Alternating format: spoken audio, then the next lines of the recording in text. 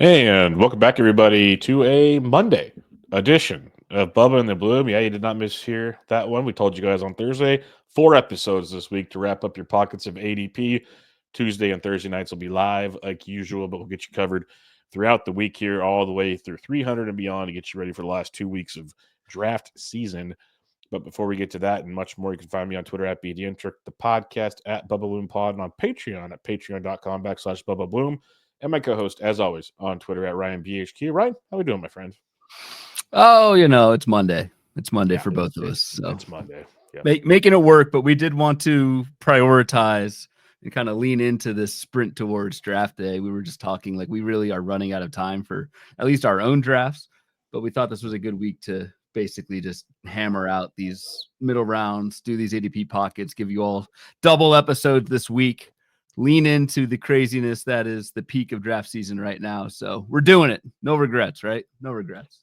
Oh, no regrets. This is like the best part of the Monday so far. Getting to record with you, and just like I literally, I can ignore my phone for an hour and a half. Like this is the best part of Monday right here. So yeah, I love doing this like you do. So no problems. And these are episodes that I say every year help me just as much as hopefully helps the listeners going through this and figuring out the positions, the stats, and like people hopefully already listened to the first episode on Thursday night, Friday morning, whenever you did. And kind of it'll be the same pretty much formula through all these episodes. And it just kind of puts it all together. And on the last episode, we'll kind of try to bring it all back type thing. Or maybe the Tuesday episode before Vegas, maybe that'll be the let's recap it and like the roadmaps type deal. We'll figure it out as we get going. But yeah, that's the plan for now. Is we got you guys covered Monday right now. We're recording. I'll drop for you guys Monday night, Tuesday night live, Thursday night live, and then Friday you'll get it at some point in Friday as well because I forget what time we talked about doing that. So you'll get that sometime thereafter. And yeah, that'll be the game plan for now. All right, let's. Anything else on the Vegas trip? You had something else you wanted to mention, I believe. So we as part of the Vegas trip, we're covering a lot of the drafts there. We've got some fun stuff in store for that. But both Bubba and I aren't not leaving Vegas until Sunday night. And so we have decided to do a little Las Vegas Listener League, a $250 entry. So for Vegas, right? Pretty low stakes for Vegas, $250 12-team league where we will draft it in person somewhere, either hotel, bar, or something. We've already got 7 out of 12 that ourselves included that will be in Vegas drafting with us. So we've got 5 spots left. So if anyone out there is going to be in Las Vegas, March 23rd, that Sunday, 11:30 a.m. local is when we're going to kick things off. Should just be kind of a chill, informal way to keep us out of trouble on an all day that we have in Vegas on Sunday. So if anyone's interested and available, Sunday the 23rd, 11:30 a.m., Bubba and the Bloom Las Vegas Listener League will be going down. So hit us up or via email, BubbaBloomPod@gmail.com if you are interested. Yep, let us know. It'll be cool. Like Ryan said, more than anything, it's just to keep us out of the sports book / bars and everything because it's going to be a long weekend to begin with. And we don't fly out till like 8 o'clock that night. So we're trying to find the way to have the most fun, bring a little more Bubba and Bloom fun to Sunday and not just completely go off the rails as, I'm over 40 and Ryan's almost 40. And he's realizing quickly that, after he pulls a groin, things don't heal as fast. Those hangovers, they hit a lot different and last longer. So Sunday should be more of a rehydration. Maybe we'll get IVs and do some drafting. That said, wouldn't be surprised if there's some beers and some noons hanging around the draft table. Oh, and Ryan made a great point. Ryan was texting me this past week, and we might have another Vegas edition footage for you guys because that Sunday night is the first fab run in the NFBC. Oh, yeah. So we might totally record each other doing our fab bidding at the airport bar beforehand, and we'll see how that all plays out, of course.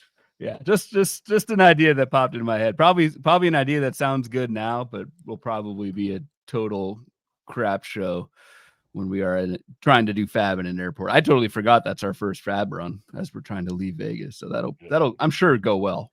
Go swimmingly. Go like those drafts that we did. My OC like that I did back. These in teams we drafted like months ago. It's like So yeah, good times, everybody. All right, so we'll keep you guys posted on that like usual, and see if there's any interest there as we're trying to wrap it up and eventually might turn it over to the online folks. We'll see. We'd prefer to go with as many live as possible, but we need to fill it regardless because we told the NFBC we would. And if we don't, they won't do cool things for us. That's just how this works. All right, let's talk pockets, my friend. Pocket number 2 here. It's ADP 150 to 120. I mean to 200, sorry. So real quick, Ryan, give us a rundown of what we're looking at here, and then we'll break it down even further. All right, similar format as last time. So for those watching on YouTube on the replay, we've got a hitter board and a pitcher board. This is all positions, all hitters going between picks 150 and 200 with their Fangraphs projections, steamer and the bat. Bat X for hitters and then the bat for pitchers. So again, just a way to kind of look at a list of names, see what this portion of the draft gives you in terms of different categories, but also different positions. Similar thing on the pitcher side. ERA, whip, strikeouts, and saves are the projections that we're showing on the board as well. And I will tweet this out so you all have that visual if you're following along via audio. So fun pocket, I guess. I mean, I'll start with just a few takeaways, and then Bub, I'll throw it over to you. This has traditionally been, and it's funny how some things start to change now that we are like in the peak of draft season. I noticed that building this board today on Monday, that a lot of these prices are different than what we've seen throughout some of the draft and holds, and we'll cover specific examples of that. But this has been previously a part of the draft where I've been kind of waiting on second base, taking a second baseman. You've got Xander Bogaerts, Andres Jimenez, Luis Rengifo, the mascot, again, pre-injury, Bryson Stott. I should add this ADP is March drafts, March 12 teamers on the NFBC. So very fresh, very up to date. But yeah, this is where I've been still kind of plan to take a second baseman. You've got some speed there. You've also got good outfield options. This is still before the point in the draft. I think we're getting close to it, but this is still where you've got, in my opinion, some good everyday stable outfielders. You've got Adolis Garcia, you've got Nick Castellanos, you've got Taylor Ward, who I like, Victor Robles if you need speed, Kerry Carpenter, like those types are Elliot Ramos. You've still got a good number of outfield options before that starts to die out a little bit. And then the last thing on the hitter side, this was interesting building this board. There is only one hitter projected for more than 25 home runs in this entire group from ADP 150 to 200, and that's Adolis Garcia. And that's ADP 155. And that's ADP 155, right? So very much, almost not even on this thing. That surprised me. There is not yes, there's power because there probably are, I don't know, maybe 10 guys projected between 20 and 25 home runs. And I've seen this in drafts. It is hard to make up. We talk a lot about hard to make up batting average. It's also hard to, if you fall too far behind in power, there's not these like standalone huge power bats that are available at this point in the draft. You kind of have to piece it together, low mid-20s homers at a time, because again, there's only one hitter projected over 25 home runs in this entire group. Yeah, I agree. And the other thing with the power bats that people talk about later in the draft, a lot of warts come with those power bats that hurt you. So it kind of goes back to when we talk early in drafts, you want to get those elite batting averages. And there's a reason why, even though it's not ideal, like a Pete Alonso or an Austin Riley or Yordan Alvarez, like a Yordan Alvarez and like a Vlad, even big average, big power, you can figure the stolen bases out later type situation, because we do have those more often than not throughout the draft as things go along. So I agree with you in this position. It's a little bit of what you need. You're starting to get to that point of the ADP. It's like, do I want 20 plus home run guys? Do I want 20 plus steal guys? What do I need to fill out my roster? And that's kind of where things go here. Positionally, it's heavy outfield, as you mentioned, especially as you get to the second half of this hitting bloom board here. But as a whole, it's that second pocket of outfielders we talk about where you usually want to leave with 3 or 4 of them. That's a big piece of it. And it's definitely the cliff of where I like taking shortstops. If I don't have a shortstop, I hear I'm really hurting in life. Yeah. Yes. That's a major concern for me, and preferably have it as one of my middle infielders as well. So that'd be a thing I would look to do as often. I would also add first base has died by this point. Yep. You've got, I mean, depending on how you think of some of these players, we'll get into more player specific stuff later, but there's a Paul Oldschmidt 165, Toglia 176, an injured Spencer Steer, a Luis Arias. Like, those are your first base options at this point. That's also kind of why we've been saying at first base, we've been wanting to go early there, because at this point, I think you've kind of missed the cliff at first base. And yeah, I totally agree about the first base comments, because like Spencer Steer, when I updated my rankings, I almost took him off certain positions. Like, he's all the way at the bottom of rankings because the info on his shoulder still no one knows, it sounds like, which is scary. I love that there's one of the first basemen you put on your fade list, which I'm so glad you did, because the hype train behind him is through the roof right now, which is pretty crazy. So it is definitely a spot, because I mentioned shortstop. I know we're on the same page there. And then with first base, it's like, Goldie, I don't mind. And it's like, if I miss this window, I basically punt the position. And I know it's a joke now, but it's just true. It's like Santana, Josh Bell, Andrew Vaughn. Like, I'm stuck in that window. I'm not going to force it with some of these middle options. It's fine. There's not much of a difference. There's not much of a difference between those guys. Exactly. I'm like, screw it. I'll just go all the way to the bottom of the barrel at that point, type thing. So anything else on the positions here? Because it is it's definitely starting to differentiate itself on what you need statistically and almost positional as well. Yeah, no, like you said, you made a good point on the power that is here does come with warts. Speed is just as prevalent as power is, which goes back to what you were saying as well. I mean, pitching side, real quick, we'll talk about pitchers, but it's not quite as interesting without like the category balance and stuff. But there are 7 closers going in this range. It's kind of pocket 2, kind of. Yeah, I still don't like many of them, but there are options, and I could very well be wrong on many of these closers. A few of them are on my fade list, but there are 7 closers projected, and 6 of them basically projected for 20 or more saves. Justin Martinez projected for 19, which I would take the over on, and then there's Lucas Erceg at 195 at the bottom of this list. So you do have some options for your RP2 at this point, and the price isn't too bad. Just pick the right one, right? Mm-hmm. Yeah, there's a few of them I like here. There's a few we don't want to talk about at all, which you've also got highlighted for later, which is perfect. This range, when it comes to starting pitching, I'll pivot to that direction.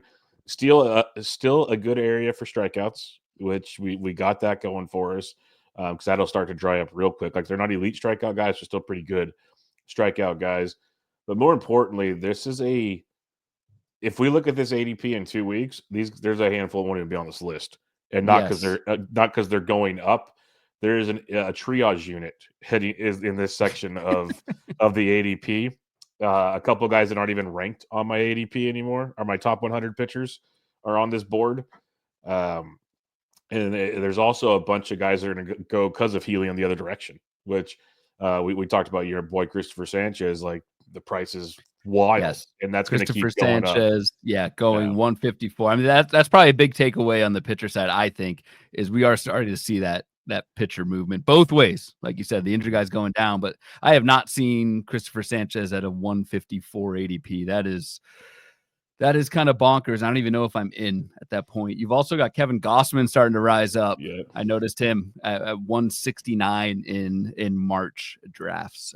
That is headed north as well, as Gausman looks good this spring. So that's another thing just to kind of take away with these pocket shows is like the stuff's still very fluid. Nothing is set in stone, especially as some of these guys where we thought there might be injury concerns. If they look good in spring, the market is reacting rather quickly to those spring performances.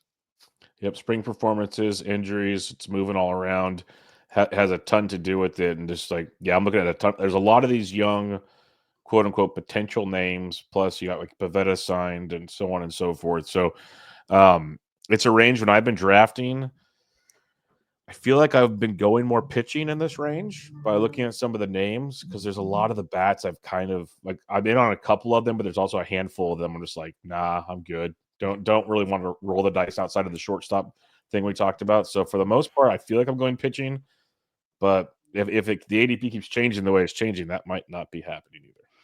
I've mostly, for me, this has been a split. Usually I've been taking like one of these, and then a 15-teamer, you get like 3 of these picks. 12-teamer, you get 4 of them. I've been pretty split. taking a pitch or two, hitter or two. I don't think there's like a major, at least for the players that I'm targeting or fading. Like I don't think there's a major lean for me between hitter pitcher. All right, let's get into it. We do our normal format: ADP debates, targets, fades, all the good stuff. We appreciate the feedback from the first episode. Glad you all are enjoying it. So Ryan, let's go with your first ADP battle, and it's a doozy to say the least. Well, it's just interesting. I mean, yeah, looking at the board, seeing similar positions, very similar projections at very similar prices. And one that shows out to me is Taylor Ward and Nick Castellanos. They are at ADP 179 for Ward, ADP 174 for Nick Castellanos. So basically the same price. Basically the same projection, low 250s batting average, low mid 20s home runs. Taylor Ward's projected for 24 compared to Castellanos 21. And I mean, an upper single digit stolen base total, which is not nothing, right? Which is not a zero compared to some of these other guys. So I'm fine with taking either one or even both because again, that outfield cliff is coming. So they're both kind of like, I don't want to say targets, but I'm fine taking either Castellanos or Taylor Ward. I don't know if you have a preference between the two. Castellanos is a little bit older, but bit wilder swing. But Taylor Ward, I mean, Castellanos also has the track record that Ward doesn't have. So I don't know. I prefer Ward, but similar to you, I do not care which one I get, I guess, if that makes sense. In theory, Cassie's on a better team, so run production should be better. If he just continues his steady pace, I guess, is fair to say. It's just with Cassie that it feels like, is he going to continue the steady pace is the question. Where Taylor Ward, barring an injury, I feel like he's still going to be very productive, and he might get traded, and it makes things even better. That's always an option as well. So in a bubble, I would be fine with either one. I think Ward's got the higher ceiling if it ever clicks fully with Taylor Ward. But weirdly enough, Casty could have a safer floor. I don't know, just because of the run production value. Like it's extremely tight. That's why they're going next to each other, to what you mentioned. Yeah. It just depends. Do you want the younger guy that might burst out someday, or do you want the old guy that has shown signs of decline but hasn't fully got there yet? Right, exactly, and on a better team, like you said. So I don't know. With Castellanos, the it's not a perfect comp, but the Javi Baez plate approach type thing, that's a skill that doesn't age well. So I do feel like that cliff could be coming. That age-related cliff could be coming for Casty a little bit more severely than like a Taylor Ward. So I probably lean Ward, but yeah, I'm fine with either one. Just interesting that I don't know, two guys, same price, similar profiles going next to each other. So figured it would be a good debate, battle, whatever we want to call it. Good to battle for sure. Second base is a good one here, especially with Rengifo probably going to continue to fall in ADP due to his hamstring situation. But in this little pocket here, you have Andres Jimenez at an ADP of 162, who I know you do like. Luis Rengifo, the mascot, at 164. And Bryson Stott at 165. Honestly, I keep getting surprised that Stott's getting drafted so high after the situations last year, and then you look and he did still 32 bases still. Yes. So it wasn't like it was that bad. I catch myself every article I do that involves the second baseman looking at Stott's numbers and going, well, it wasn't horrible. How do you look at this one, though? Because you got Andres Jimenez, Luis Rengifo, Bryson Stott, all second basemen. You and I talk about waiting on second base. This is kind of that first pocket. If you're waiting on second base, you're like, okay, I'm kind of willing to enter the fray. Pretty much all the exact same player. Right. High 250s projected batting average, low mid-teens homers, and upper 20s steals. So I have been ending up, Andres Jimenez is my guy. I've been ending up with Andres Jimenez even more than the mascot. And I haven't really taken Bryson Stott either. I don't know why we don't like Bryson's, because you were mentioning, he had 32 steals last year. He had 31 the year before. How many guys have 60 stolen bases last two seasons combined? I'll give you the floor back in just a second. But the reason I am out on Bryson Stott, and it can be a complete dumb move of mine, is they platooned him a lot last year. And I can't live with we're not in platoon land 30. Yet. I know, but if we're looking for ceiling production, the platoon caps that. And that's my only thing. Yeah. So that's my thoughts. Back to your argument here. And he was, with Stott, it's interesting. Like, he was awful against lefties, had been league average against them previously. So I don't know if that's just a fluky thing, but you're right. It did. By the end of the year, Bryson Stott was horrendous against lefties to the point where, he was starting to get platooned. But 90% stolen base conversion rate over the last 2 seasons for Bryson Stott. Like I do feel like, and I'm kind of talking I have not taken Bryson Stott, I don't think, in a single draft. But at this point, how many guys can you I don't want to say lock in. You can't lock in anything, but how many guys can you lock in upper 20 stolen bases with? I mean, that there is something to be said for that. That said, I've ended up with Andres Jimenez a little bit more. Rengifo, he's just starting to scare me, man. I know you were mentioned in our Discord yesterday about your mascot slander. I think we're both we are worried about that hamstring. It's not good for him to already have tightness in a spot where he's already had issues in the past. So I don't know. I think I'd rank them Jimenez, Stott, Rengifo at this point. Yeah, I'm on the same page as you. And Gifo, Andy Splinter hit us up in the Discord when I rankings. I told everybody they're updated, go for it. And I dropped them a lot at every position because the team seems like they're nervous. They're going to slope. Like there's a lot of moving parts there. That just doesn't feel good. Yeah. He had the issue last year with the hammies. It's already coming back this year. We'll see. I hope I'm wrong. But so that leads me to Jimenez, who it's your boy, and I've been a big fan. Like I've been abused. Well, not abused. I've been ridiculed for having him ranked high in previous seasons. People are like, what do you do? Similar to what you're saying. Hits for a good average. He's got 15 plus home run power, 30 plus stolen base ups. Like there's a dude that's pretty dang good sitting right there, and he's might somehow hit at the top of the Jays order. So something to keep in mind in that one. And then with Stott, like if I just knew he'd play even 100, and if he'd play 80% of the games, I'd be like, okay, we could have a conversation. But if they are going to platoon him, that is not a good thing. And they might not. That might change. We'll see. But that would be my downside there. So yes, I'm with you. Jimenez, Stott, Rengifo for me. In a perfect world, it's Rengifo 1, and the rest are far behind. But we don't live in that world right now. A healthy Rengifo. Where just real quick, where does Xander Bogaerts? I know he's going basically in this range. I didn't group him in this battle because it's a different profile, right? Xander's more that high batting average with maybe 15-15 on the homers and steals. I know Sammy Reed was voicing his discontent with Xander Bogaerts, but I think more so from a Padres fandom standpoint and major 100%. Contract standpoint than fantasy. But Xander Bogaerts is someone who I'm targeting here as well, especially if I need more average and I'm better in steals. Yeah, I think he's and this is where our brains are different. Much better 15 play than 12. That's the way I look at it. Like, yeah, fair. You're talking 15s. That floor is great at second, short, middle infield, beautiful. In a 12, he doesn't really do anything for your team, if that makes sense. Like if you're going for the gusto, you can get a similar profile later in a 12. Maybe not the average, but everything else you can get later. So that's where I differ, and that's probably why I don't like him as much as you do, because he fits your build's play a lot better than mine. So that's my 2 cents. Along the lines of, I'll do the segue for you on this one. Along the lines of 15 and 12, I thought this was a fascinating ADP battle on the pitcher side. We'll flip over there. Just two, like, and we don't need to spend too much time on the individual players, but it's more that it's Seth Lugo versus Brandon Pfaadt, basically going right next to each other, 179, 180 ADP. Totally opposite, I think, types of profiles, right? Seth Lugo's your high floor, low ceiling, just kind of innings eater, productive innings eater, whereas Brandon Pfaadt posted some ugly ratios last year, but I think we both agree has the ceiling that is much higher than Seth Lugo's, I think.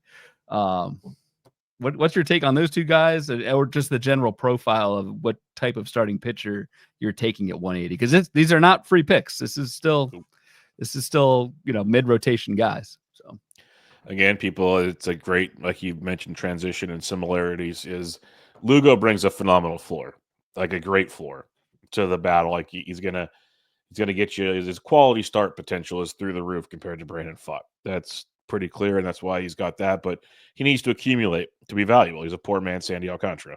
That's who Seth Lugo is essentially. So an injury derails the whole conversation with him. He's got to stay healthy. He's got to just accumulate. That's what he is. Nothing wrong with that. Very good. Pfaadt on the flip side, there's a ceiling that just surpasses Lugo in such a huge way. There's also the youngness of him that can be volatile. That's why your question is where it is. I take thought here 10 out of 10 times the way I draft. That's just me because A, I learned how to spell his name, so I should probably draft him. And B, again, 12 versus 15s, you want that ceiling play with Brandon Fott at ADP 180. He's SP4 or 5 even, probably a 5 as you're drafting in a 12. That's like around 15, 16, something like that.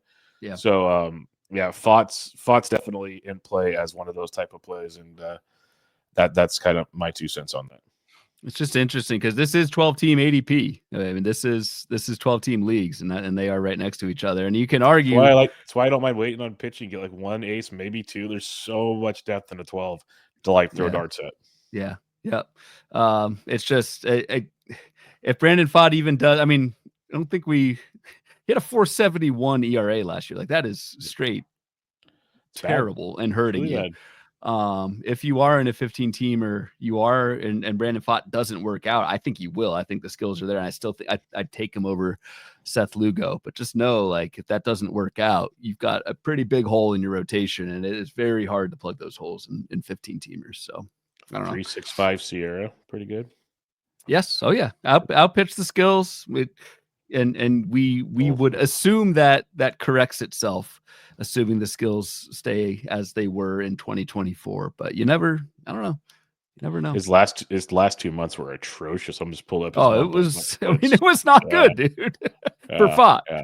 Meanwhile, Seth Lugo sitting here.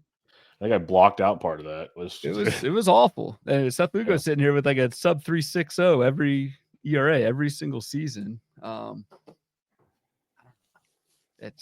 trying to just like keep my own mind open to taking one of those boring guys, but I don't know. I'd still go Fott, but it's tricky seeing those guys next to each other. Well, and Lugo's the kind of guy that feels like he'll fall as draft season goes along, so he might become even more attractive as the weeks get closer to opening day. So something to keep in mind. All right, for me, I like this one a lot actually because we're going to talk about one of these guys later as well. Taj Bradley versus Gavin Williams. Both have an ADP of 199. Both we think are electric young arms. Taj has been a roller coaster of emotions when he pitches. He's like the best pitcher in baseball or can't throw a strike. Gavin Williams got hurt, came back, was whatever, dominating in spring right now. Absolutely filthy right now in spring. How do you feel on these two with Taj Bradley and Gavin Williams? Yeah, basically the same projection. I don't like either one at cost, to be honest. I have not drafted either one. I'm going to assume you're going to be the Gavin Williams guy in this debate. Both of them kind of scare me. Gavin Williams, I mean, what has he done in the majors? Like he's done absolutely nothing except get hurt and have a good spring and have some prospect pedigree. So you're taking him at pick 200 based on it. I think it's quite a leap of faith. Taj Bradley, we have seen what he can do in the majors, and like you said, Bubba, it's both very good and both very bad. The new park scares me. I think that hurts Taj Bradley. So I have been staying off both, and typically in drafts I've been kind of going more in that round previous, taking like a Fott, Nick Pivetta type of player, and then not just avoiding Williams and Taj Bradley. There's also Mackenzie Gore kind of hanging out, same ADP as well. I've had a couple Gore shares, but no Bradley or Williams. So I'm kind of out on both of them, but you may be out on Bradley, but in on Williams is what I'm predicting. Yeah, I like Williams out of the two. I liked Williams last year. I liked the price tag. I liked the upside. I'm a believer in the Guardians pitching, obviously with my Bibby love. Like I love what they do with these guys that can throw a good fastball and then add their secondary pitches into the mix. And I feel like Williams could be the next one in line. Like we saw the jump Bibby's taken the last year or two. I think Williams is. And remember when I meet people might not, but 2 years ago with James Anderson on a preseason show, he said Williams is better than Bibby. Like but Bibby's just a year ahead of him in the process, basically. So that's always stuck in my brain. So it's one of these years that the healthy Williams takes that jump again in 12s. You want that upside. Phenomenal target here. His ADP is climbing though, so just be prepared for that conversation. And I love Matt Gore. We know that. I'm a tremendous Mackenzie Gore fan. someday it's going to all click, but at an ADP 200, it's worth a try. So in this range, I have a ton of Gore shares. I have no Bradley shares at all. Williams used to not be in this range, so it wasn't a conversation between Mackenzie Gore and Gavin Williams. Right. It is now. I might go Gavin just to mix it up a little bit because I have so much Gore. Okay. And you're right. This has not been a conversation we've had to have because Gavin Williams is starting to fly up with every inning pitched in spring training. He is flying up those boards. So, yep, most definitely. All right, let's talk about some targets here and some great ones that if fans, listeners of the show just saw the board, they should be able to predict at least half of these rather easily. So, Ryan, who's your first target? I'm going to go. You mentioned this before. You mentioned kind of that shortstop cliff. This is where it happens. This is it. I think Dansby Swanson is the end of the cliff at an ADP of 182. Very well-rounded, very high floor, plays every day. Even if he had to have core surgery the day after the season last year, Dansby Swanson is in the lineup.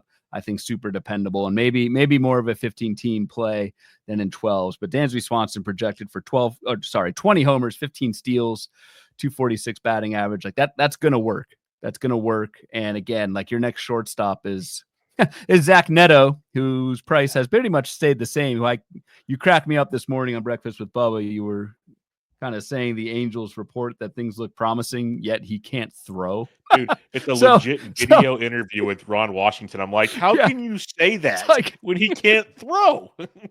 Like literally, I did see some video. Neto was able to throw from, or just kind of whatever, flick from shortstop to literally second base, like as a double play ball. But that cracked me up. Yeah, things are progressing nicely. However, he still can't throw. So it's a key part of playing shortstop. A very key part. Minor detail. We'll leave that last part of the sentence out there. So that's where you can pick a headline and be like, okay. But yeah, that's another reason why Dansby Swanson's the pick here, because after Swanson, Neto's the only one going in the rest of this range, and I'm not a believer in Zach Neto, given what we've actually seen on the field or not seen on the field from Neto. So it's kind of a double. Like I like Swanson, I like the floor, I like the balance, but I also like the fact that you can grab him here and kind of be good at shortstop before it totally drops off. Yeah, I'm with you. I love Swanson. You've convinced me in recent months of doing this whole, Mason Wynn, Jeremy Pena, Dansby Swanson little tirade. I think I want Swanson out of the three, preferably. I don't know if I have it ranked that way. I guess it depends on how I build. Like if it's my starting shortstop, I probably want Swanson. If I feel comfortable there, I want to take an upside play at middle infield, I'd probably go elsewhere.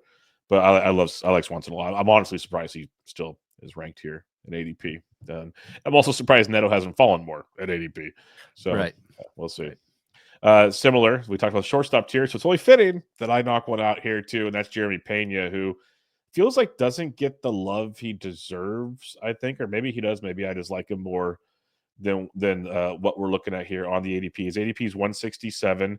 Now, I agree Swanson should be ranked higher than him, so he is going 15 picks higher, so maybe he is getting the love, and I'm just being kind of naive about this. But what I love about Pena is he's going to be he's supposedly moving towards the top of the Astros lineup, which will increase the run production, which is huge. But he's had at least 70 runs every year. Whatever. Great. But we saw plate discipline, 3% better strikeout rate last year, which is what we want to see from this young bat. Plus, we see a guy that's hitting basically 265-ish, 260, 265 every year. So that's a nice thing to pencil in. It's not a great average, but doesn't kill you at the same time. And more importantly, we're seeing a guy that he's going to probably hit you 15-plus home runs, and he has the potential to steal 20 bags. But it's like a 15-15 floor is the way I look at it, with a good average and at least 150 runs and RBIs combined. Like, you got this very good, solid profile. Like, Swanson might, if he clicks on all cylinders, could have a better season for sure. But at worst, you get a very good floor with Jeremy Pena. And if you miss after this is what I wanted to highlight. So we talked about this little tier, and we'll talk about these guys in the next episodes. But it goes Rafaela, Willie Castro, Carlos Correa, Trevor Story, Fitzgerald. That's just in the next 100 picks. That's it. The rest are after 300. So there's only 4 or 5. There's 5 shortstop eligible players in the next 100 picks after Zach Neto. So it is a gigantic cliff that takes place here. Not just production, but availability in your draft, Just bodies at that point. Yeah. So this is where it's very key, and that's why we've hammered it all offseason, and we're going to continue to, because I don't see it getting any better. And like some of those guys are like Rafaela's outfield. Maybe you play him there. Slick Willie's everywhere. You might not even play those guys at shortstop. So it even further hammers at home. I'm glad we've talked more shortstop than we haven't even mentioned catcher so far. This is impressive. Document, folks. I didn't bring it up. Other guy. All right, who's your next one here? Because this is definitely one of your boys. This is one of your boys. Again, I said people should have guessed most of our picks. This one to a T. Yeah. So this is Cy Pivetta. The sun rises in the east, sets in the west, and somewhere in between, Bloomfield expresses his love for Nick Pivetta every single day, every single year. I'm back in on it with the move to San Diego. I think that's the juice I needed to get rid of my Pivetta fatigue and be back in. Yeah, exactly. To keep me going. I just needed that little hit of Pivetta heading to San Diego. So I just think, I had Pivetta's box in the forecaster, and I ended up with upside of 3.50 ERA, and I said one of these years, right? And that's before the move to San Diego. So again, this is somebody who, we all know Nick Pivetta at this point. He's never had a sub-4 ERA in his career, at least since COVID, as I look up his forecaster box, but the skills are absolutely there. It's been the homers for Nick Pivetta. Fly ball rate spiked last year up to 48% for Pivetta, and the homer to fly was inflated as well. But I just think sheer regression and the park helped that homer problem a little bit. The missed bats are still there. The control is still there. Even the volume, like 140 plus innings the last 140 plus innings each of the last 4 years. It's been 155, 180, 143, 146. Like that's pretty good. Still 31 years old. I think Nick Pivetta, I think this is the year, man. He gets under a 4 ERA. I like him a lot. Yeah, I don't have much to add. He's another big-time ceiling play. It's just a matter of can he put the innings out there. If he does that, he's going to return all the value. And I don't even know the floor is that bad, because we all like to make fun of Nick Pivetta, but like the last 2 seasons, it's been a 112 and a 113 whip. That's really good. And the ERA has been 404 and 414. Like that doesn't really hurt you. The strikeouts have been there. Like I don't know if the floor is that bad with Pivetta either. I'm guessing, again, pure speculation here, that part of like just the joking about the floor is there's like that season in Boston where he's just a piggybacker, and he wasn't even a starter because he went to the bullpen and Jimmy jacked around. But I'm with you. I think he's great. And, I think this year will get rid of a lot of those naysayers. Let's say that much. All right, let's talk a closer. If anybody can look at the list and pick the closer I'm going to pick, you are correct, because should be an obvious one. That's Kenley Jansen. Kenley Jansen, we are a huge fan here. Ryan mentioned earlier there's like 6 closers on this board, 7 if you count Lucas Ursig, I guess. And Kenley, to me, just feels like the dude. We've talked about it year after year. The ratios might get a little worse, but they're not horrible. Strikeouts drop a little bit, still pretty good. And he's going to get you 20-plus saves almost every season. Now, he's going to have an IL stint probably. He's going to scare you with his back because he's getting old. That's what a 37-year-old closer is going to do. He's been pitching in the big since he was 22. That is insane to think about when you say it out loud. But he's had 20 or more saves in every season since 2012 of non-COVID seasons. He's put 27 or more saves in every season since 2013. So he's almost a 30-save guy since 2012, essentially. With again, ratios, strikeouts to boot. He's still a 10 per K guy. He's still giving you almost a 20% K to walk. I have zero problems with him. I love him as my RP2. I think he's phenomenal. So I just take Kenley Jansen, sit back, relax, and enjoy the ride. Yep, I'm not gonna debate you on that one. I like Kenley more than all of the relievers going around him. We were kind of curious once he signed with the Angels, like what's that price going to land at? And it turns out 163. That's quite palatable. I'm fully on board, as much as folks love to see us go back and forth and throw haymakers at each other. I'm with you on Jansen. I think that's the move if you're going RP2 in this range. I just want to throw this out here because we'll talk about Kyle Finnegan in a coming episode. But when he got signed, we're like, he's in the next tier. Pretty sure. I was just looking at. Well, this is where I was going to go with this. Yeah, he's at 1 right now as we speak. Over the last week, 197, but he's gone as high as 123. So he would have been in the last episode. So that's my point. he's on the up, as they say. And if you guys listen to this, by the end of the week, he might be in this tier. Is what I'm trying to get at here. So be prepared for the Kyle Finnegan to continue to rise, because we thought Kenley Jansen area made sense. Yep. All right, who's your third target in this range? Third target, I haven't really talked about too much. I don't think so. Maybe this is new, but it's Tommy Edman at an ADP of 193. I think the playing time is going to be there. I think we are another 5 months removed from the wrist surgery that made me question whether or not Tommy Edman was alive for much of the 2024 season. Not only did he prove me wrong there by showing me he was alive, he in fact did hit for pretty good amount of power once he did come back with LA at the end of last season. I think the stolen base floor is very high. Is going to get you some average. And I would take the over on the 13 projected home runs that we're looking at here for Tommy Edman as well. You might also get in season middle infield eligibility at some point somewhere. And I think that is even more valuable once guys start going down and Tommy Edman gets middle and outfield. So for all those reasons, I like Tommy Edman. I don't think he gets you the steals. He doesn't set you back anywhere. And those hidden runs, more so runs than RBI, I think are going to be there in the LA lineup. And I think you know better, the playing time stuff more than I do, but I feel pretty good that Tommy Edman will play most days. Barring an injury, I'd be willing to shoot towards like 150 games between the outfield and second base. Like, it feels like he might actually start the season at second base. Like, there's still moving parts in play here, but the Dodgers are almost begging Outman or Pages to play good enough to start them in center to put Edman at second, it feels like, because they want Kim in the minor leagues. That's just where it all kind of feels like it's going. Pure speculation, of course. But I think Edman's going to be out there enough to get things done. I like Edman. To me, he's a great floor play, because I just don't know what the ceiling is with him. But like you mentioned, all the stats are very good. Like, there's nothing wrong with them. I just don't know if he ever breaks through like the glass ceiling to make that kind of stuff work. Is the only thing. All right, for me, my third target is Jurickson Profar, and thank God for now it's a bruised wrist. I'm still holding my breath if you listen to Breakfast with Bubba, because we saw this story a lot last season of, oh, he's fine. Wait, 3 days later, it's fractured. He's out for 6 weeks.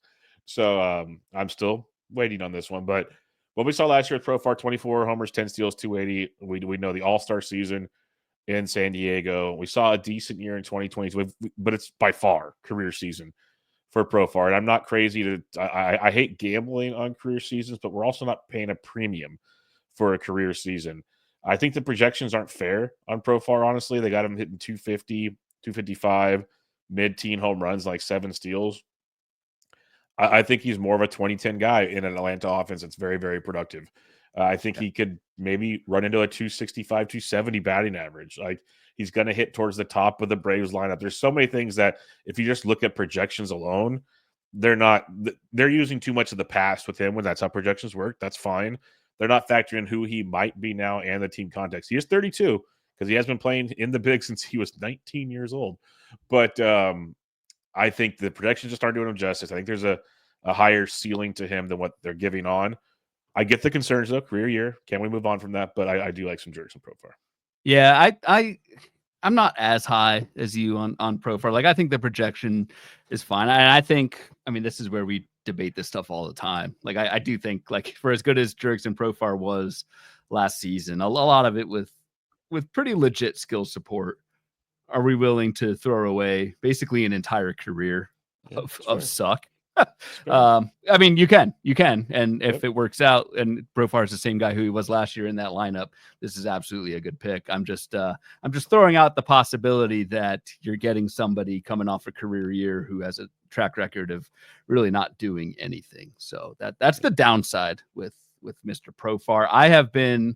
We just talked about Taylor Ward, Castellanos. I've been going those two over Profar in pretty much every draft. So okay. Fair enough. Yeah, I just got my first Profar share in TGFBI, so I can't say I'm like all in, but I'm very much. He wasn't in this tier before either. When he wasn't signed, I was not drafting him. Signing with the Braves is a major factor for this in me. Yep. All right, let's talk fades here. 3 fades each. Let's cue them up. I am so pumped you put this one on the list because I saw it. I'm like, I'm usually the heel on this show. I'm usually the one that likes to stir the pot.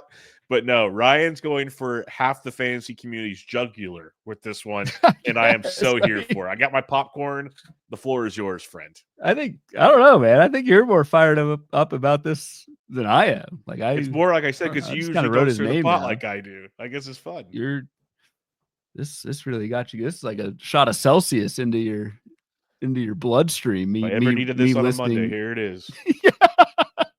If you ever down, just tell Bubba you don't like Michael Toglia in 2025 fantasy baseball drafts. That'll get him back. For me, it's the plate approach. It's just so bad. It's a mid-30s strikeout rate. It's a ton of swing and miss for Michael Toglia. And I think the floor with that type of player is just is a minor league player, right? Isn't it just somebody who's playing in the minors like by midseason? And so, like, yes, the barrel rate was awesome last year. Yes, he ran a little bit and was successful on the base paths. He's 26, and maybe this is some kind of mid-career spike. But even with everything that Michael Toglia did last season, the plate skills, I can't get over the plate skills. And a batting average that, I mean, it's a projected 226 batting average. I mean, that kills you. And that's even if he hits the projection. Like, I don't even know if Michael Toglia does that. He hit 218 last year. 218. Like with again the plate skills to kind of back that up. So I just think if you take Toglia, it's just very risky. It's very risky. I've not ended up with Toglia anywhere, and I won't. So like I can see the ceiling if somehow he goes like Brenton Doyle and lowers the K rate by like 8% and figures it out. I just don't know if he has that in him because the power is undeniable.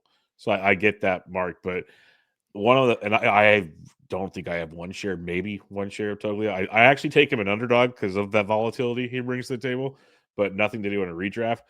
Rob Silver's been on some heaters lately with the LED of the Cruise tweets and everything, which I fully support. He had one a couple days ago about Michael Toglia because someone made a bold prediction that Toglia hits 35 plus home runs. Oh yeah, I did. So in Rob Silver fashion, which again I love this, he quote tweeted it and says, "My hottest baseball take in 2025 is Michael Toglia won't end 2025 on a major league roster because baseball teams are smart and they will stop throwing him fastballs and he will swing and miss." I'm like, that is just bingo. So let me push back on you a little bit. If you're so anti-Toglia, like, what's the difference between? I just thought it'd be good. Brace yourself. Carlos Santana and Michael Toglia? No, Matt Wallner. What's the difference between Matt Wallner and Michael Toglia? And like, because you're so in on Wallner. Wallner's cheaper. I get that. But like, why the dichotomy between Toglia and Matt Wallner? I feel like they're very similar type players. They are similar. I'll give you that. But with Wallner, we've seen him hit for 259 and 249 the last 2 years. That batting average is tremendously different. Okay. Yeah. Than Michael Toglia. That's fair. Like some guys, like Baez did for years, he can make it work long enough. Now, can Wallner fall off the map? Sure. I'll give you that. But we've seen him at least hit for a respectable average to survive at the big league level. Okay. That's fair. I still think they're similar. Maybe we won't make this a Matt Wallner fest. We got that show coming up in another. That'll be whatever later this week. Can't wait. Yeah, can't wait. All right, so to stay on brand for me, one of my faves will be Alec Bohm once again. ADP, like if you like, third base, if you need a good floor play, whatever. ADP is 172. Dude will hit for average, but the power is rather non-existent.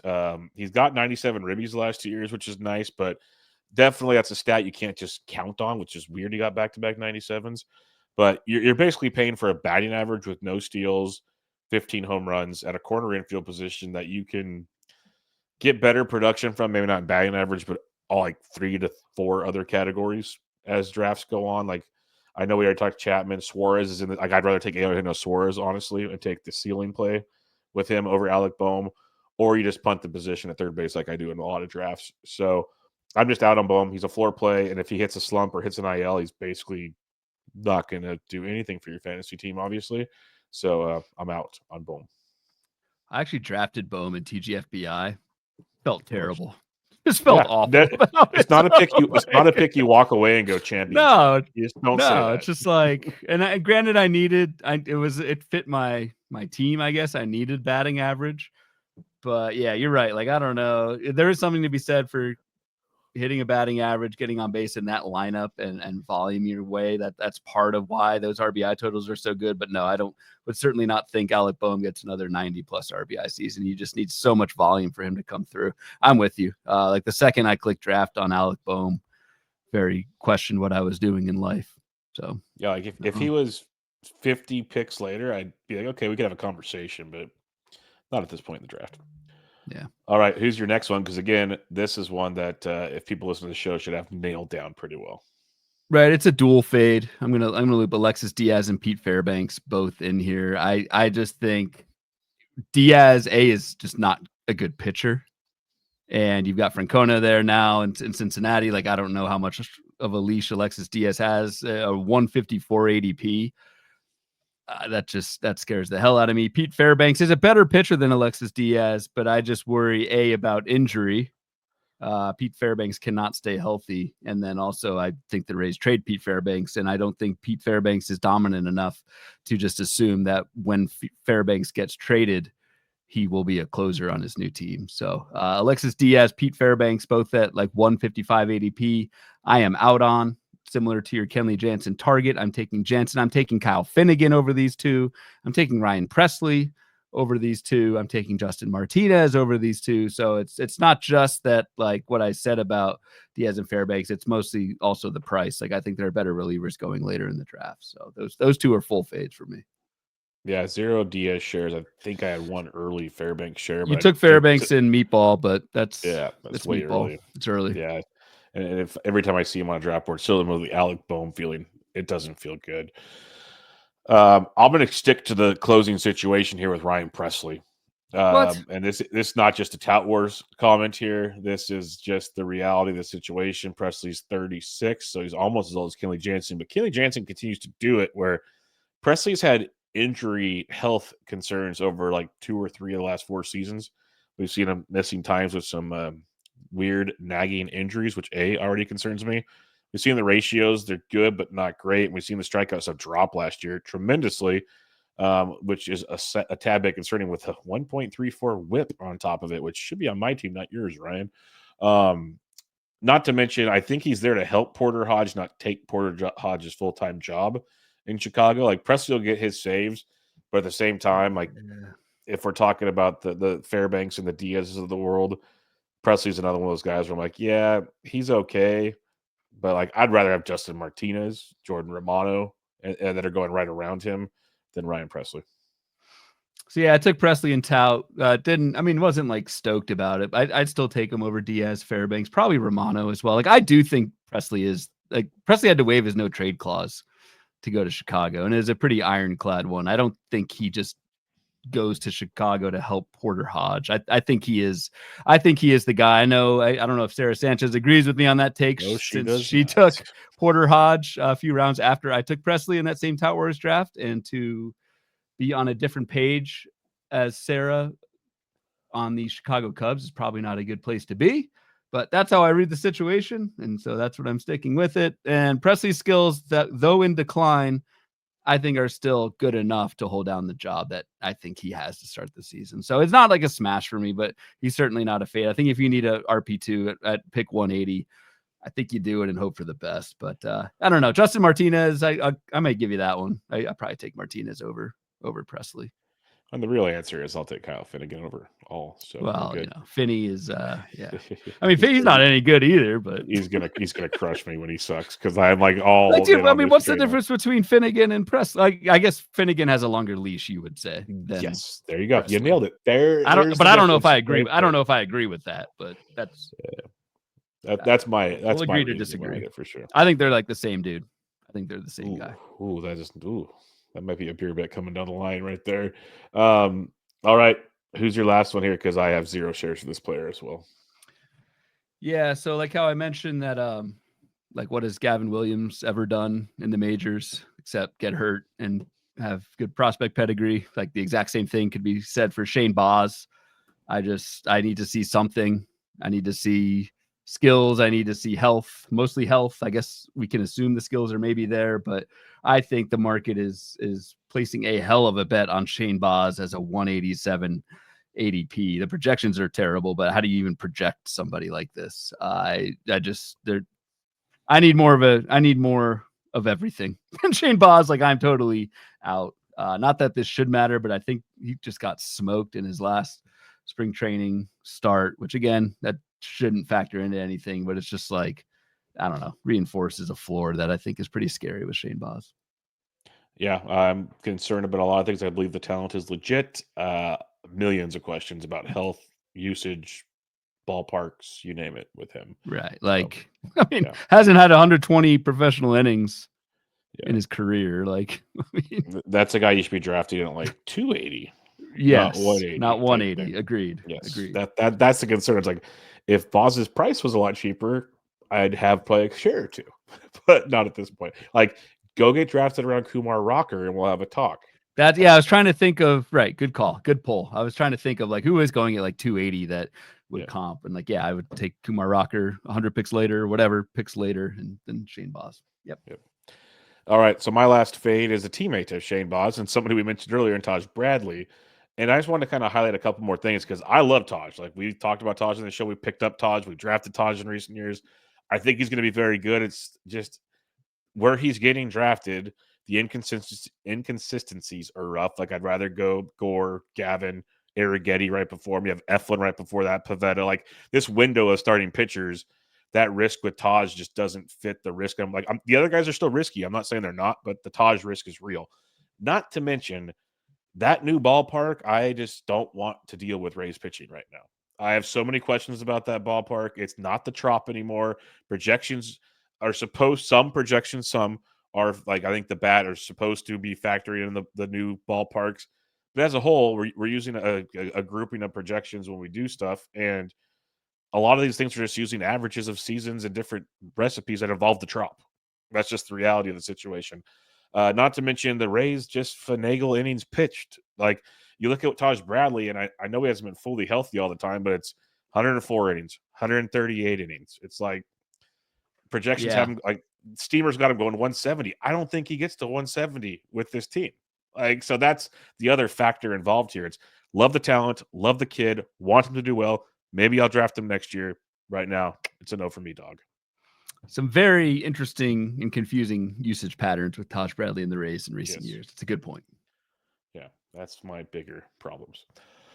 All right, so that wraps it up. Final thoughts on this board before we get to some listener questions, my friend. We'll kind of give our final thoughts on here before we probably go down rabbit holes elsewhere. No.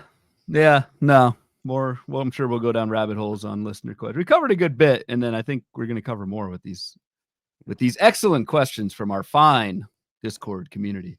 Yep. And we have to pre-record and whatnot. The Discord are listener questioned people. So here you go. Now, this is the fun part for me, trying to figure it all out.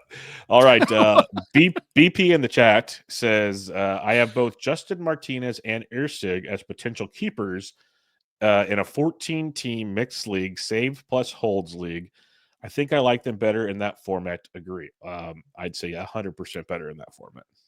So, I mean, you're the one you played in the tout whatever format that had this saves and holds. So like, I think it's obviously easier to say that they are better in saves and holds, but like, you would know this more than, but aren't a bunch of relievers better in saves and holds leagues? So like, does Justin Martinez, I don't know. I don't play in these leagues. Does Justin Martinez and Urseg, while their individual value may improve in the vacuum because they get holds, are they just more generic type relievers that you can get later in that type of format? I guess to kind of the point you're making is kind of one thing I'm thinking as you started talking, it clicked immediately, is what are your keeper rules? Can you keep everyone? Can you only keep 4? Like, if you only keep 4, you're not keeping either one of them, probably. Like, right. So those, right. Yeah. So I think that's kind of where you're going with this. Like, you could get a reliever later or not even keep, essentially. I agree 100% with that. That I agree with. Now, if you're keeping like 12 guys, well, Martinez and Ursig probably are pretty darn good, like, all things considered, because there's a couple things with saves and holds. Is some of the really good closers, they still get a lot more saves than the better holds. Like, there's like 3 or 4 just dominant holds guys where you might have like 7 or 8 closers that are pretty darn good. So if Martinez or Ursig could run hot, that's great. With Ursig, I'd almost take him over Martinez in this format because Ursig's either going to close or work the 8th almost every game. Like, that's locked in. Martinez is either going to close or get the night off, probably, if that makes sense. So if I had to pick between the two, I'd take Ursig in this situation. Martinez's volatility with control is a different story. A lot of it comes down to what's the keeper situation. And it's also a 14-team league, Ryan, so that'll also deplete the options a little bit more than other formats. But to your original point, because I like to go down the wrong areas here, yes, with saves and holds, the relief pitching pool gets basically watered down. It's the best way I can put it. That's what I've that's been my takeaway listening to you and a few others in that league. But yeah, I don't know. Yeah, I have a lot of thoughts on that, and not all negative, but I think there's ways to do better, and that's probably for another show. All right, our buddy Lucas Bury says, who's your biggest FOMO arm? No shares yet in this bunch. So we'll start there. He's got two partners. Who's your biggest FOMO arm? That's a good question, actually. Great question, Lucas. And I'll bring up someone who I haven't really talked about, mentioned him in passing, Kevin Gausman.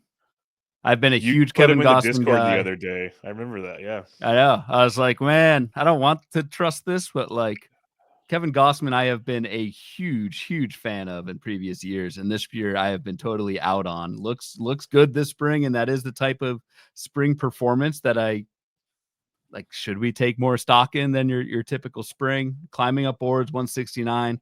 If this is a Kevin Gausman, like a vintage Gausman season that you can have it pick 170 or even cheaper earlier in draft season, that's going to be my biggest fear of missing out pitcher in this group for sure, because it's right there for you to take them. It's a great call because I have 0 as well, but for me, it's a guy. I don't know if it was this show we talked about it or you and me just in our text talked about it or before a show. It's Kodai Senga for me at ADP 154, and it's definitely more of a 12 than a 15 because he's very risky in a 15. I get it, but there's two trains of thought here. He's quote unquote healthy. He's looked great this spring. That's awesome. If he is healthy enough to throw 140, 150 innings, his ceiling is way more than pick 154. Like, this guy is filthy. We've seen him when he's healthy, the splitter and the ghost, whatever, and all that stuff. It's outstanding. So, like, if we were told already, and you might have it at I don't know if your stuff's up or not, don't worry about it if it's not. But, like, if you look at Kodai Senga and we look at a guy who's right now coming off a season where I don't think he threw more than, 5 1/3 innings. So you got that. Previous season through 166. If they throw him back into 150 like ATC has, like the Bat has, you're talking about a sub-4 ERA with I think the strikeout to walk ratios, like, they haven't walking a ton of guys, which I don't agree with at all. So I think the whip's lower. I just think there's a massive ceiling with Kodai Senga that you don't get from a lot of guys in this range. And I have no ghost. Is that his pitch? It's like the ghost fork thing. The ghost fork. Yeah. I like all these new. I know I'm going to sound like an old now because all the olds like complain about the sweeper and shit like that. I'm not complaining. It's just funny. There's like kick changes and ghost forks and all this crap. Like, mark my words. Like, every broadcast, it's going to be annoying. Every major league broadcast, the announcers are going to complain about kick change and why they're calling it kick change these days. It's okay. To your old comment, I was golfing with some buddies yesterday after the round, having a beer and some lunch, and we were complaining about the term atmospheric river in a storm that we never heard of until like 6 years ago. Now every storm that comes to the coast is an atmospheric river. Similar to that's why I laughed when you said about, we're old and this is what we're complaining about. Like what we call things. Like, yes, we suck. We called it rain. We called it rain. That's why. That's why I laughed when you said it. And then Lucas's other is, what's your favorite clicks in this group of arms? Like, who's your top? We kind of talked about targets already. So I mean, it's always comforting to go Chris Sanchez and Pivetta here. Yeah. And Ryan did not mention Sanchez because we kind of hit on it earlier. Price is high all of a sudden. And I don't even know if I'd go. It's 154. I don't know, dude. That's, even for me, that's pushing it. This is someone, the price is rising because the velocity looks good in spring. And I think of all the reasons to push someone up, that is not one of them. So yes. I don't know, man. A 154 Chris Sanchez, I don't know if I'm actually in at that point. I don't know. We'll see. Non-zero chant says, how far does Jurickson Profar's ADP fall? Wrist injuries are never good for hitters. Have you adjusted your projections? I have him pretty much in this range. It doesn't fall till I hear it fractures. If it's just bruised and it's opening day, it doesn't bug me. So I think he's sticking for a little while longer. But what about you? Agreed. Yeah. Now, if it comes out fractured, Yep. I'd Then say it it's like changes, 100. but It's like 100. To me, it's at least 100 pick drop off because I don't want to deal with the broken wrist right out the gate. All right, our buddy GP Churchill says, given Matt Heckman's assessment of Toglia's plate skills, I was on the bench with Bubba. Rocky's preview, how big is an overdraft at 176? I think we nailed that one already. Yeah, I made my Toglia impression felt, and if old Heckman's there with me, I'm good with it too. Old Heckman. Pilster says, what is Nick Pavetta's realistic ceiling and best case scenario? Can he finish top 10 in an AL or an NL only? So I thought top 10 NL only. I know the ceiling's high, but top 10 NL only. You do know we are big on nicknames, and we do call him Cy Pavetta for a reason. Top 10 NL only. That may be pushing it. I think realistically, Pavetta could be a top 15 NL only pitcher, top 30 overall starting pitcher. If it clicks, if the results pair up with the skills in that park. Yep, agreed. And then non-zero chance also says fade Alexis Diaz ? Oh yeah, he took a step back at ERA. So yeah, we're definitely on the fade Alexis Diaz train. I have not even come close to clicking that button in a draft this season. Same. Yep. All right, we'll wrap it up there, my friend. Another one in the books. We'll come back Tuesday evening with pocket preview number 3, ADPs 200 to 250. Any final thoughts? That's it. We'll keep on plugging away. Hope these are helpful for you all as helpful for you as they are to us. Because like you kind of said at the top, Bubba, these kind of get us going and recalibrated with the latest movements in market. So it's, if nothing else, it selfishly is a good exercise for me to go through in these middle rounds. Completely agree, my friend. So we'll be back to you guys on Tuesday again with episode 222. But for now, this was, you can find Ryan on Twitter at RyanBHQ, the podcast at Bubba Bloom Pod, and on Patreon at patreon.com/Bubba Bloom. I'm at BD Hendrick. This was Bubba the Bloom, episode 221. Catch you all next time.